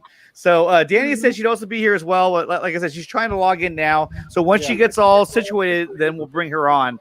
Oh, what's up, Ryan? Okay, before he kicked me out, I was, you know how long they had been waiting no idea. backstage, and then Ryan Oh, starts I'm sorry. talking. I'm like, I didn't know. Ryan, no. Okay, well, what I was gonna say was that, like, you know, Justice Con totally like dwarfed the San Diego Comic-Con to the point where I still haven't watched the stupid New Mutants thing. The New Mutants thing, they were like, oh, that was like the best thing in San Diego. I haven't even seen the movie yet. My attention was, you know, what was on this, and it's been on this ever since. So it was awesome. Yeah, you guys did a fantastic job. People were texting me all night, like articles from like trades and then the following days after about how we overshadowed parts of Comic-Con at home with our reviews, and I was like, I didn't expect this to happen. I'm just gonna hide under the blankets now. Oh yeah, by the numbers, definitely. Did you ask him about how did you? Or I haven't heard it, but how did you guys feel about being on ET Canada? We actually found out in the middle of our stream. As soon as I saw, he said it, and we were doing the League of Mayhem, and she goes, oh girls, we did that, and we're like, what? I think that reaction is still there. Like, if you guys want authentic reaction, we were on it, and then I went and looked at Twitter, and I was looking, and someone was like, yeah, it was on national television, and I was like, girls, we were on national television. We're like, like the other girls on the stream were like, oh yeah, this is cool, and we're like, deer in the headlights, because they played the segment, they just let it play. You know, they didn't crop you guys out just to show Ray. It was totally awesome. A lot of places had cropped us out for to show that Ray was on it, or like other people on it, which is fine. We didn't expect anything, but then like to hear, oh, yeah, people in households across Canada just saw your faces, like, oh. Yeah, I mean, like when people cut us out. I mean, honestly, contrary to popular belief, we did not actually care that people cut us out. Like we did. Oh, they did. Oh, I was just talking about ET Canada. I hadn't seen anything else. But you know, it's awesome. It's awesome that you know ET did that. I thought that was fantastic. So yeah, I know. I'm the one that threw the message to Wonder Meg because I saw it. And I was like, holy crap. So I sent it right away, and I guess that, you know, you guys were streaming. I had no idea because I was watching ET Canada. So you were watching ET Canada. How do you watch ET Canada? That guy, there's that one guy with the beard. I don't know his name. Yeah. But I like his takes. What do you? Yeah, I know I'm from Texas. Whatever. So I was just watching him, and they just happened to show Ray Fisher, and you know, I'm a big Ray Fisher fan, so. And I saw Justice Con, and then they played that whole clip, and I was like, "Oh my god, that's awesome!" You know, what's that? Oh, even South Cali, gotta say, Nickatina, best looking panel I think you've ever had. I'm just saying. And then Joker says, "Cat, where is your cat?" You know, that was the funniest. Right. Man, so during the Amazon's panel, I remember your cat was trying to get on camera, was trying to steal the show. With Deb. Yeah. Every time Deb said anything, it was totally Deb's voice. Yeah. It was Deb's voice that she was responding to, nobody else's. Yeah, like literally, like when we do Amazon's podcast, Kissy sometimes makes her cameo appearances, and you can hear her meowing, but like she's just meowing to get attention. But like with Deb, it was like Deb would say a word and she'd go meow. Like yeah, exactly. Conversation it was with like her. She would only respond after Deb said anything. Like she's in love with Deb. She's in love with Deb. She wants a new mother. She was trying to steal the stream, man. That's all it was to it. She was trying to steal. She's like, this stream is mine. She's like, I want to be on ET Canada too. I think one of my favorite screenshots from the whole event was someone got where Kat held up Kissy. Oh yeah, that one was good. Yeah. Because she was like wanting to go into my lap, and I'm like, oh my god, not now, not now. And she wouldn't go away, so I was like, let me just pick her up and show her what she's missing, and I guess I made her meow even more. And Danny is here as she's trying to fight through her internet issues, but I want you guys to know that she is here and she's trying her hardest to get this to work. So to jump on. Well, okay, if you can, Danny, we love you. Yes. We all love you. For any of the Amazons that you've missed today, you can catch us on Tuesday at League of Mayhem at 7 p.m. Eastern.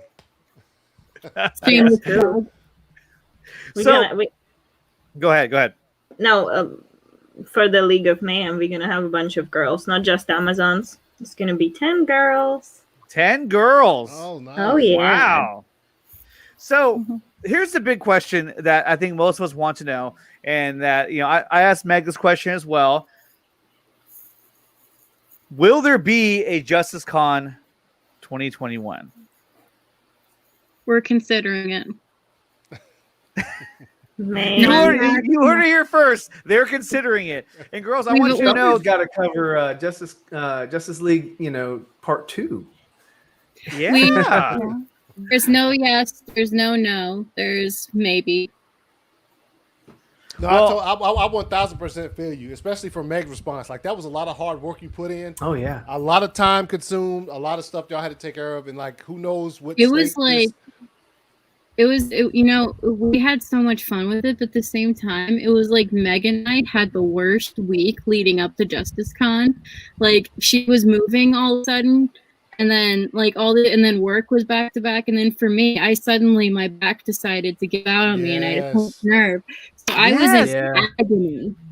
Yeah. So that was the other aspect, and when everyone kept saying, as you were saying, like, why isn't she smiling more? She needs to smile. It's like the whole time you're doing this, like, I'm literally thinking to myself, don't cry.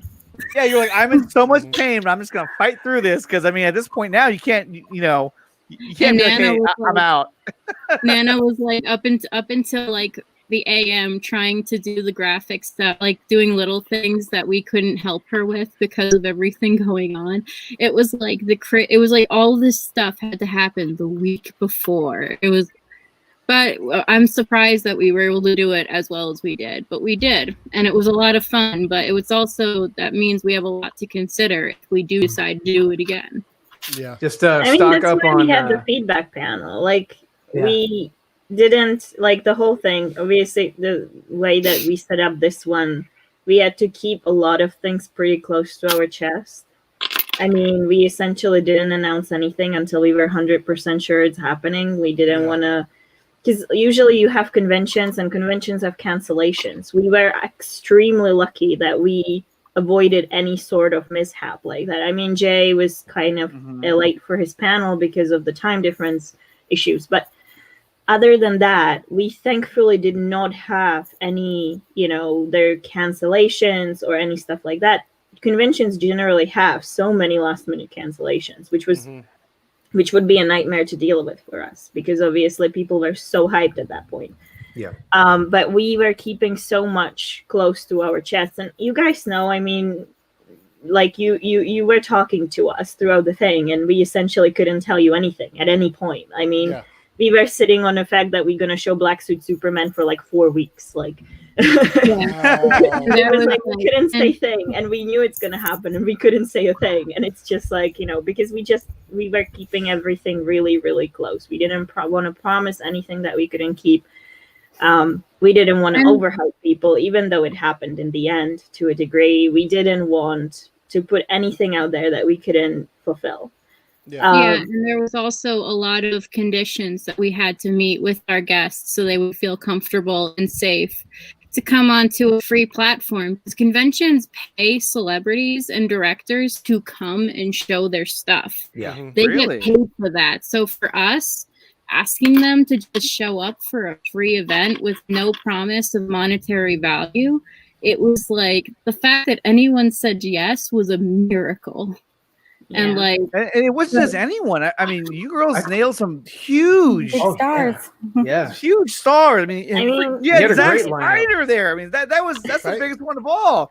And not to mention Fabian Wagner, the Ray Fisher interview, which was like mind blowing. It was jaw dropping. Jaw dropping. And the whole time it's happening, all I'm thinking is, oh my God, do they know that he was going to bring this up? And if they don't, what are they thinking right now? Like, we always we knew to a degree what we're gonna talk about with all the guests because we set it up beforehand. Yeah. Again, that's the thing that people sometimes don't realize. We had to set things up, like especially with Zach and with Ray. You can't just go in and ask anything you want. They're not gonna answer anything you want. That's not how it works. Especially with the fact that the Snyder Cut was just written and announced, but we hadn't seen it yet. You know, there was a lot of like NDA stuff we had to like, you know, Danny. There was a lot of stuff that we had to like, you know, talk to them and be like, are you comfortable talking about this, that, or the other thing? There was like do's and don'ts and talking points that we weren't allowed to speak about. So like, and we said before we went live, we said to Ray, it's like, this is your platform as much as it's ours. Say what you want, because people are gonna want to talk about it. And he was like, all right. And then he went in really deep, and it was like, whoa. What is with you and the feet? You did this last time. And I have questions that I do not want answers to. Yeah. Okay, you guys, we're actually somebody have a foot fetish or something? I guess so. So this we're gonna move into the last segment of the show, and the last segment of the show is when we play a game. And that game is called the Age Game. But right now you have 4 Amazons to just these 2 guys. Oh, now you have 3. But she'll be back. So in order to kind of even the odds out a little bit, I'm gonna add one more person to the team of Anthony and Ryan, and that is none other than the legendary, my good friend, Mr. Fatal J. What's up, Fatal? Fatal, you got that aspect ratio going, but butterflies in the sky. I can fly twice as high. Take a look, it's in the book. It's reading rainbow. I can fly most anywhere. It's fire. Take a look, it's in the book. It's reading rainbow. This musical interlude brought to you by. I know. Fatal J. So what's up, Fatal J? We got Fatal Nostrils, so we say. Okay, how you guys doing today? Doing great. Good. He's not talking to you, Anthony. I don't care. Yes, We're having a fire time. Let me tell you something. I am the biggest Anthony fan. Like every time I think about him, it drives me mad. Sometimes I can hug my pillows at night by myself, and I say, you know what? If I could be half the man, 1/3 of the man that Anthony is, my life would be completely good and better. Okay, and I know you guys see the inside of my nostrils. I don't care because I'm talking about Anthony right now. Anthony is cool. He is the epitome of epicness. So, Anthony, thank you, sir, for all you've done. Thank you for all you do. Yo, here, so. That thank you was fire. All right, so thank you so much. And who is this cat lady up here? Cat, hey, hello, cat. Hi. Cat lady. Fatal. Back away from the camera. Back away from the camera. So fun. It's okay. That grandpa angle on. Okay, I'm gonna back up. Okay. Fatal comes out real strong. Now he's off camera altogether. Okay, so we're gonna get started on this game. So basically, what the game is that I'm gonna put up a picture of an actor, and I want you guys to guess how old this actor really is. Let's see. How can I rearrange this? Does that make a difference? Yeah. Okay. So we Thank have. you for this warning, girls. No, Nickatina, you got to put yourself at the bottom where Cat is, and then Oh you yeah, put there we yourself go. at There the we bottom. go. Put all No, put the no. put the no Like put that. the Amazons across the top, and then put us across the middle. Oh yeah, Yeah. that makes more sense. There we go. Yeah, there you go. Hey, good job, Anthony, Look on at telling us. him how to run the show. Ninja boogers. Hey, how do you Cradle do that? knows. How do you change people around in StreamYard? Drag and drop now. Yeah, I've been trying to figure that out for the longest. So you can drag and drop. Okay, that's yeah, you good can to drag know. and Yeah, drop. drag and Oh, drop. you now. drag and drop. I Yeah, thought you drag were and saying drop. dragging drop, like dragging droppings. Like dragon. What? Drag and drop. Okay, so let's get started. Hello, Okay, so- Ryan. How's it going? I saw Okay. you earlier today. So, what is the name of your team, Anthony, Fatal, and Ryan? What do you want to go by? Because we Team know Nostril. Team Nostril. I eat about- boogers. Oh, Okay. gross. How about so we know that they're the Amazons, and you guys can figure that out as we go into the first question. So right. the We're the first Atlanteans. actor, the Atlanteans. There we go. Okay.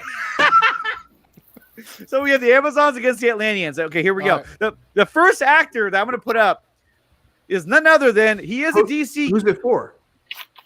Let me.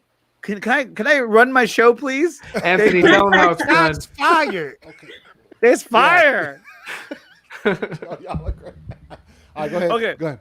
So the first actor, and this is for the Amazons, is none other than what's his name? Stephen Amell. Stephen Amell. Yes. Oh my god. How Oh. old is Stephen Amell? Hold on, let me Google. No, don't Google, Oh man. and you I can't don't know. use. Cole, do you know? 42, I think. 40 something. Mm-hmm. It's close. I'll go 42. with Cole. I I- think Oh, it's wow. 40, You know Anthony? No, I don't know. 43 Oh, or okay. I have no 44. idea. Okay, are you ready? I lost track after Report. season 3. Okay, Same. so final answer is what? You said 41? 40, 41? 43, I think we went with, I right, think Kat? 43, yeah, Okay, around 43. Okay, judges say.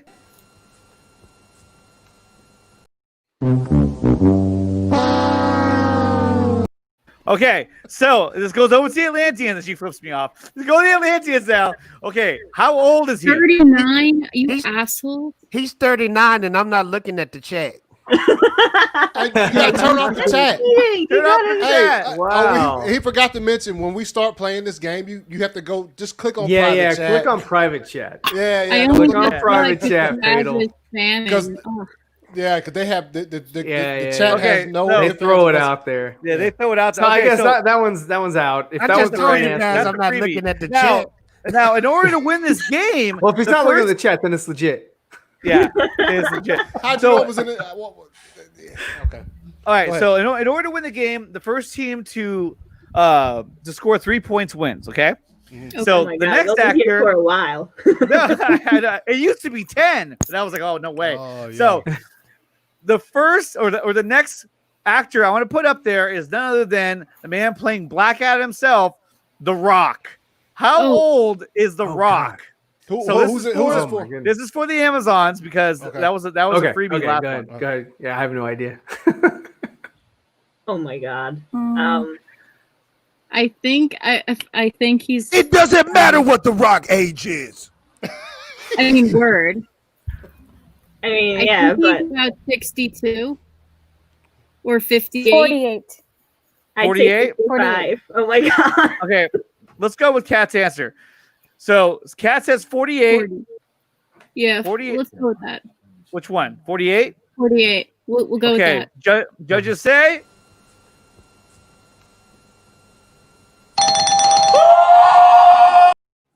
"48 Oh my is God. the answer." Oh man, Somebody Okay, looked at the chat. I was gonna man. say 48. Somebody looked at the chat.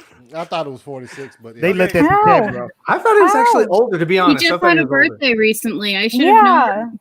Yeah. He just. I know. he Can you d- believe he this did just guy's have a birthday. 48? Look at him. Yeah, he He's a doesn't look it. monster. He's Okay, so amazing.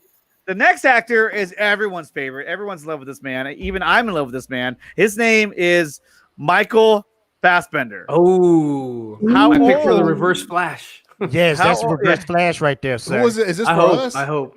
This is for God, the this guy. Atlanteans. How old is Michael Fassbender? Yeah, that guy. Yeah, that guy. That guy. How old is Michael Fassbender? Good Lord. Okay, judging Good from Lord. his crow's feet. I'm gonna go with 52, and I'm not. No looking way. No. I'm horrible at this game. What do you think, Anthony? I'm thinking he's got to be in his 40s, like early 40s. He was also at 300. 48. 48? You think 48? Okay. Okay. Oh, okay. Hurry up 48. and Google in the. Okay, this goes back to the Amazon. So now they have a chance to go up 2-0. This could really put them in the driver's seat. Girls, I say how the old race is he? time. Things up.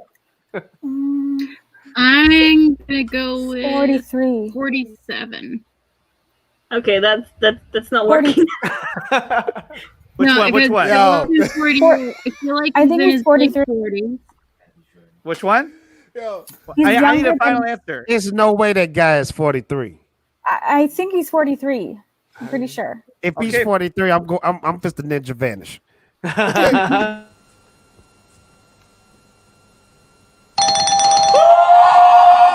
43. Oh my is the God. answer. So the Yeah. Amazon. Wow. Guys, Or go home. Because We he's, got cat. he's actually a lot younger than people.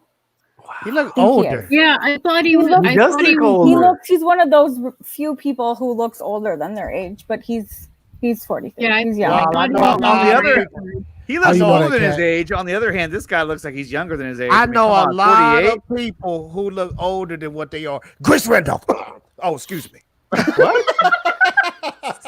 I mean, most people still think I'm under 21. So Really?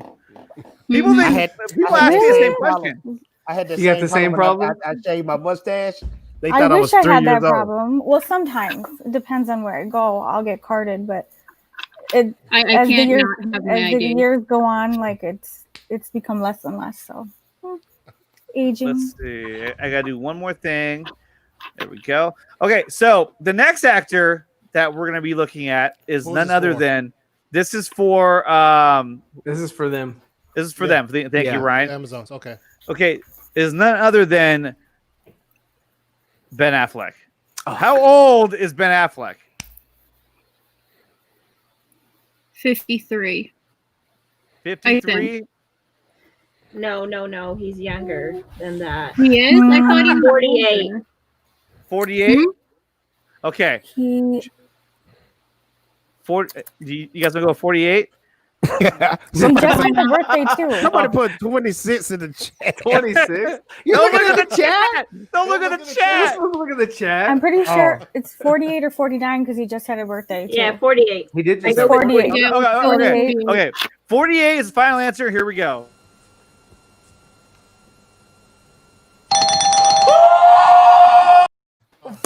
They dominated. They have drowned the Atlanteans. They cheated, man. Y'all They just- cheated. Yeah, that's right. Okay, Y'all this is- cheat, man. okay for the Atlanteans. Just to say thank you for being here. And honorable mention. Can you guess her age? Gal Gadot. Oof. Ooh, Yeah, she's young. 36. 34. Yeah. Mid 30, like 35. 35. I'm gonna go 30. What is it? Immortal. What is it? Immortal. Immortal. Yeah. So Look $35? How old she is. She definitely looks Demigod. younger. Yeah, she's been alive since 1777, probably. Yeah. Well, she was alive in 1917 when she was running So around. she's 100 and Yeah. something. A couple thousand. or thousands. What'd you say, Ryan? I said 35. I'm thinking 35 too. Yeah, we'll go All right, with 35 is the answer. Here we go.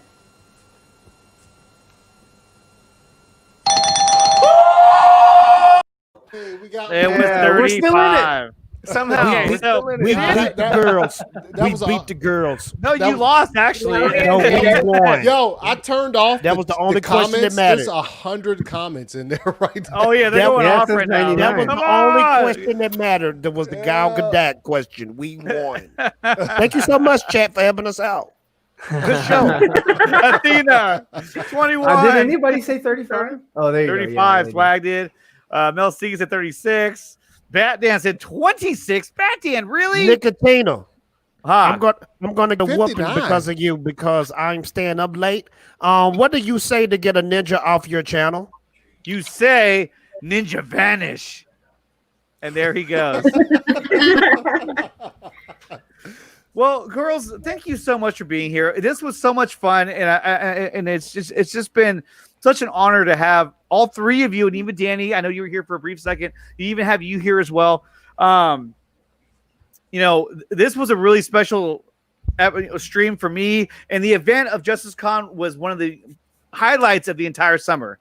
So, from the bottom of my heart, I want to say thank you for everything you did for us this year. This has been a year where we've been stuck inside. There's been COVID. There's been all kinds of horrible things.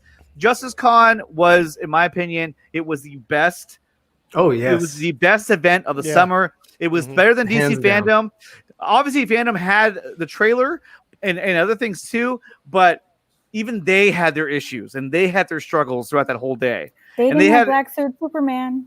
Nope, they did not. No. They also didn't have the real personal feeling that we got This from way, you guys' thing. this way to hug.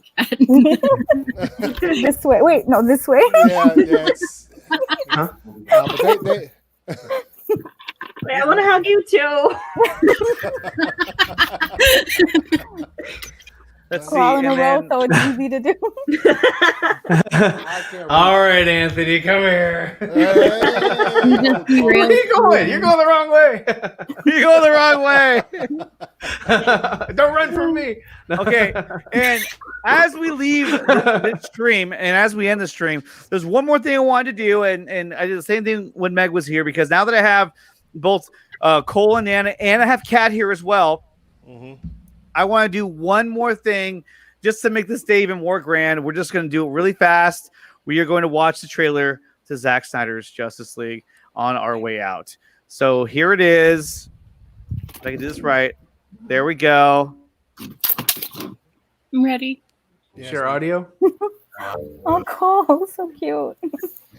With her Batsy. That David played and it pleased the Lord. But you don't really care for music, do you? It goes like this: the fourth, the fifth, the minor fall, the major lift, the baffled king composing hallelujah. Hallelujah. Hallelujah. Hallelujah.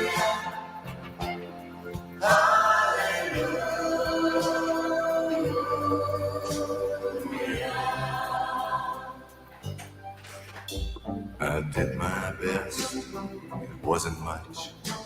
I couldn't feel, so I tried to touch. No way. Told the truth. I didn't come to fool you. And even though it all went wrong, I'll stand before the Lord of Song with nothing on my tongue but hallelujah. Hallelujah. Hallelujah. Hallelujah. Hallelujah. Hallelujah.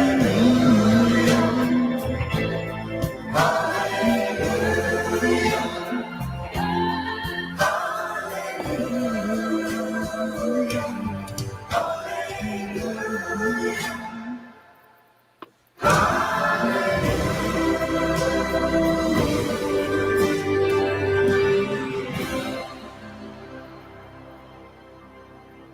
guy's probably fought hundreds of thousands of other super beings on the other planets he's destroyed, right? And we have to assume he's won. I don't care how many demons he's fought and how many hells. He's never fought us. Not us united. Let's go! Beautiful. I still get Absolutely goosebumps. beautiful. Yeah. I still get goosebumps. Every time. Never gets old. No. The part where it shows Desaad and how the music picks up right there. Oh my god! Every time it Okay, gives but me guys, chills. have you watched the reactions online? Like, so many people watch it. They see Desaad and they think it's Steppenwolf, and I'm just like, Yeah. They're like, oh, it's Steppenwolf. Look, or like, oh, look, there's Steppenwolf without the Darkseid. helmet. Yeah, you're just like, no, dude, really? Come on. But man, that was Well, at great. least it's not Liam Neeson's Steppenwolf. Oh god, that guy. Let me see. I think I have that guy too. You still have that? I don't know. I think I got rid of it. Well, Oh, okay. there. No, that's not it. Well, that's a good Queen. That's just as fire. That's our Yeah. queen. that scene is gonna be epic. Yeah. Oh my god, I can't wait for that scene. Chop the head off. Bam. Oh man, it is gonna be great, and everyone in the chat is just so happy that we showed that, and they had a great time. It's a great show. That's Batman I want to see. And yes, it is.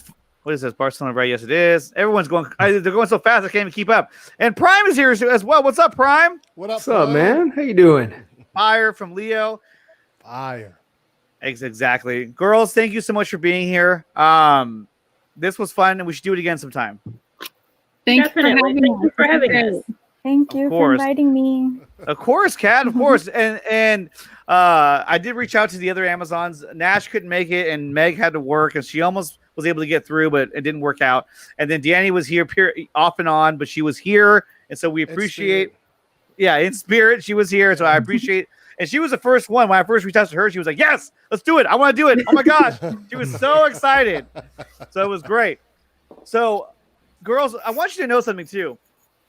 I know that, this whole, when it comes to another Justice Con, it's a lot of work, and you girls are still trying to kind of figure out if it's going to happen or not. But I want you to know that if you decide to do another one, just know that all of us, that we are all here, and we're all ready to help you with anything you need, any resources, any help you need. 100%, we are here. Yeah, we're united. Thank you so much. Not us united. Yeah, I mean, the moment that we know something, the moment that we are kind of in the place where we can say if we are doing this or not, and how are we doing it and stuff. I mean, we'll tell people. You'll know. And it was just, this whole summer was, in my opinion, this summer was all about Justice Con and all about what you girls put together. So thank you so much for doing that. Without Justice Con, I don't think the summer would have been. It would have been uneventful. It was the highlight of my summer. Yes. It was the most intimate event that all of us, went through. And I think it goes without saying, it completely united the fandom in so many different ways. Well, yeah, I mean, even Anthony and myself, that's the first day that we actually met. Yeah. Because we were on a stream together. I said that earlier when we first got started. started. Oh, you did? Oh, okay. If this, you could still say it too, Ryan. When I say it, it means something. It means something. Yeah. No, but yeah. If it wasn't for that, I'm sure probably 99.9% sure I wouldn't even be on this stream right now. So yeah, it was awesome, and yeah, thank you once again for Justice Con. Well, thank you guys. It's really nice to hear that. I mean, I think that I'm glad that we were able to put something like this up. I mean, obviously DC fandom was a different thing, but it was a very different thing. And it was less DC fandom was set up by professionals. I mean, these, Cole and Nana, they're just girls who want to set up something nice for everyone. They pulled it off without all this professional resources that DC fandom has. So you've got to give it to them for all their hard work. They worked really hard on that. So definitely. If you looked at that the Batman interaction between the girl from Whose Line It Is Anyway, and Matt Reeves, when they were on green screen, it just looked weird. It looked odd because they were on green screen. They weren't talking to each other. They had they were scripted, and it felt like an odd conversation that went on, for eternity. But the cool thing about, Justice Con was you guys had like a closed environment, and it was like very intimate. Mm-hmm. So that's what made it a little bit, just a lot more engaging. What I say to people, DC fandom was what you would see if you went to Hall H in San Diego Comic-Con. Yeah. That's what the presentations look like. You get 20-minute presentation tops. You see the cast, you get 1-2 questions answered. You get some sort of background story, and you get a trailer. That's what people go there for. Yeah. That's their thing. What we did is more like a typical convention. If you go to any other convention or to any other place at San Diego other than Hall H, that's what you would get. That's what the panels look like. You get an hour-long panel or about an hour-long panel where you talk. You're not gonna get a trailer or big spoilers or stuff like that. It's a talk more about in general stuff, about the work of the people that are in the panel, stuff like that. So I think that in a way, I really like that the Justice Con worked sort of like a prelude to DC fandom, that we were able to kind of hype people up, get them through the summer until DC fandom happened. But that's where they differ. That's where the events differ. And I think that that's fair. I mean, we could never really go and ask, hey, can you give us a full trailer for Snyder Cut? That was not that was never going to happen. But we wouldn't ask that. Yeah, we wouldn't ask that to begin with. But that could have never happened. That's not how this works. But we could go and bring people the convention feel that we ourselves love, that we go to conventions for. The atmosphere that you're there with people that you like, people who understand you, and you get to talk to the people who inspire you. And that was essentially the goal. And Naman has one last statement I'm going to show up here is even the fact that we're comparing Justice Con to DC fandom means it was a big win. Oh, yeah. A big win. Yeah. I want to thank everyone who came out here today. Anthony, thank you for being here. Ryan, Nana, Cole, who just signed off. Kat, thank you for being here. Danny, you tried to be here and you were here at times, but thank you so much.